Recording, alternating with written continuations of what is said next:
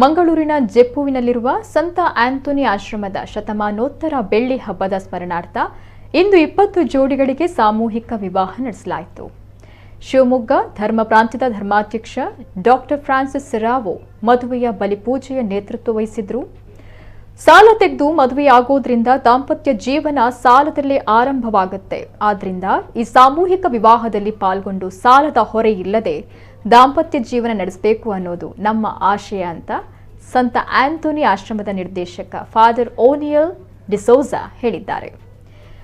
ವಧುವರರಿಗೆ ಮದುವೆಯ ಉಂಗುರ, ವಧುವಿಗೆ ಮದುವೆಯ ಸಾರಿ ಹಾಗೂ ತಾಳಿ ಮತ್ತು ವರನಿಗೆ ವಸ್ತ್ರ ಸೇರಿ 15,000 ಮೌಲ್ಯದ ಮನೆ ಬಳಕೆಯ ವಸ್ತುಗಳ ಕಿಟ್ ನೀಡಿದ್ದೇವೆ ಅಂತ ಮಾಹಿತಿಯನ್ನು ನೀಡಿದರು.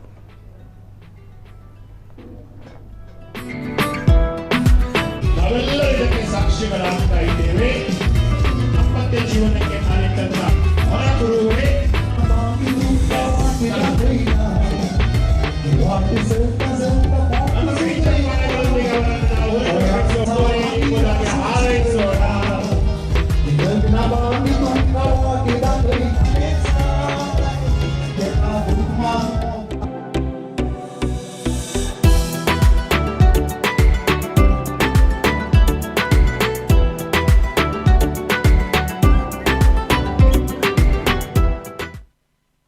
ಜಪ್ಪು ಸಂತ ಆಂಥೋನಿ ಆಶ್ರಮ, ಈ ಆಶ್ರಮಕ್ಕೆ 124 ವರ್ಷಗಳು ಸರಿದು 125ನೇ ವರ್ಷಗಳು ಆರಂಭ ಆಗುವ ಸಮಯದಲ್ಲಿ ನಾವು ಈ ಒಂದು ಸಾಮೂಹಿಕ ವಿವಾಹವನ್ನು ಏರ್ಪಡಿಸಿದ್ದೇವೆ.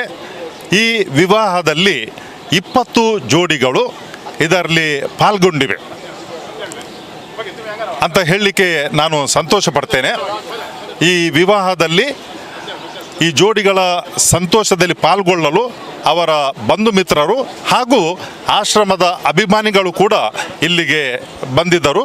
ಮತ್ತು ಶಿವಮೊಗ್ಗ ಧರ್ಮ ಪ್ರಾಂತ್ಯದ ಅತಿ ವಂದನೀಯ ಡಾಕ್ಟರ್ ಫ್ರಾನ್ಸಿಸ್ ರವರು ಈ ದಿವ್ಯ ಬಲಿ ಪೂಜೆಯ ನೇತೃತ್ವವನ್ನು ವಹಿಸಿದ್ದರು.